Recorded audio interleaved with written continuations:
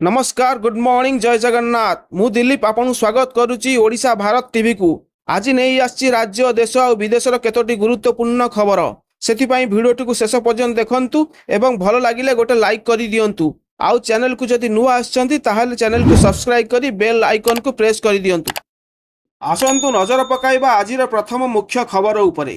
ओडिया भाषा रे sign board बाध्यतामूलक। Odisha सरकार राज्य रे ओडिया भाषा को प्रोत्साहन देवा पाई एक नुआ नियम जारी करिसेंती। समस्त सरकारी बेसरकारी और व्यावसायिक प्रतिष्ठान को सेमानकर साइन बोर्ड और विज्ञापन रे ओडिया भाषा व्यवहार करने को निर्देश दिया जाइछि।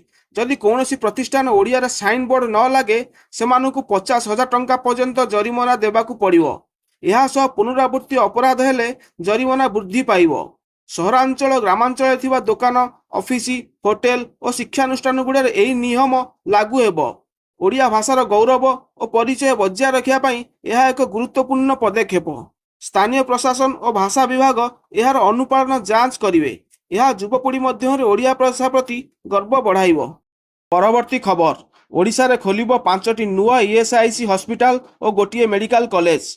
ओडिशा सरकार राज्य में स्वास्थ्य सेवा व्यवस्था को मजबूत करिया पई 5टी नुआ ईएसआईसी हॉस्पिटल और गोटे मेडिकल कॉलेज स्थापन करने घोषणा करिसेंती।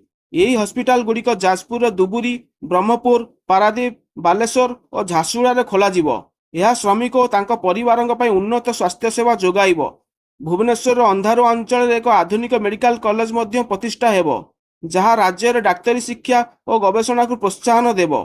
यही प्रकल्प माध्यम श्रमिकों पर मागणा चिकित्सा आधुनिक चिकित्सा उपकरण और स्वास्थ्य बीमा सुविधा उपलब्ध हेब। यह सह मेडिकल कॉलेज माध्यम राज्य में डाक्तर और स्वास्थ्यकर्मी संख्या वृद्धि पाइब। यही योजना 2026 शेष सुधा कार्यकारी हेबार लक्ष्य रही। परवर्ती खबर। ओडिशा रे स्थापन हेब स्तन्यपान केन्द्र। ओडिशा सरकार महिला मानक सुविधा और निरापदा पाई राज्य में स्तन्यपान केन्द्र स्थापन करने को निष्पत्ति नेइछंती। उपमुख्यमंत्री प्रभाती परिडा नेतृत्व में यही योजना रेल स्टेशन बसस्टाण्ड विमानबंदर और जनगहलीपूर्ण स्थान में कार्यकारी हेब। यही केन्द्र गुड़िक माता माने निरापद और आरामदायक भाव शिशु मानक स्तन्यपान कराई पारिबे। प्रत्येक केन्द्र में महिला सहायक नियुक्ति हेबे जो माने कि महिला को सहायता करिवे और सुरक्षा सुनिश्चित करिवे।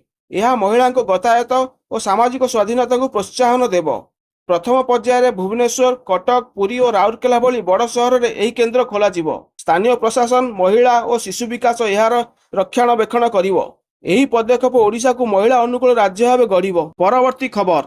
भारतर समस्त विमान बंदर में हाई अलर्ट जारी। भारतर समस्त विमान बंदर में 22 सेप्टेम्बर 2 अक्टोबर पर्यंत हाई अलर्ट जारी होईछि।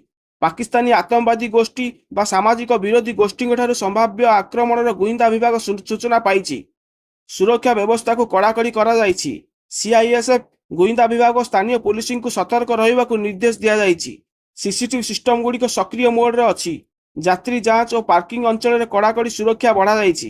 हेलीपैड और विमान तालीम केन्द्र गुड़िक मध्य सुरक्षा कड़ा करा जाइछि।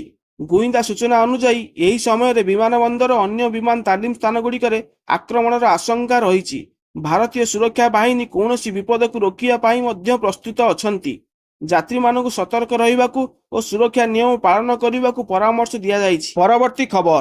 पुरी श्रीमंदिर हेब नुआ प्रसाद बंटन व्यवस्था। पुरी श्रीमंदिर रे भक्त मानक सुविधा पाई नुआ प्रसाद व्यवस्था आरंभ हेब। राज्य सरकार और श्रीमंदिर प्रशासन घोषणा करिसेंती जे महाप्रसाद और सुखिला भोग बंटन पाई अलगा दुकान और सेवन व्यवस्था करा जिवो। यह अनुसार अबड़ार दर तालिका शीघ्र प्रकाश पाइब जहाँ भक्त मानक स्पष्ट मूल्य जानिबारे सहायक हेब। यह श्रीमंदिर में ओमफेड घी व्यवहार बाध्यतामूलक करा जाइछि। अन्य कौनसी घी व्यवहार कले सेवायतों विरुद्ध में कड़ा कार्यानुष्ठान नियाजिवो। यही नियम प्रसादर गुणवत्ता और पवित्रता बजाय रखिबो। यह भक्तों मध्य संतोष आनिबो और श्रीमंदिर परिचालन को अधिक सुगम करिबो। यही व्यवस्था शीघ्र कार्यकारी हेबो।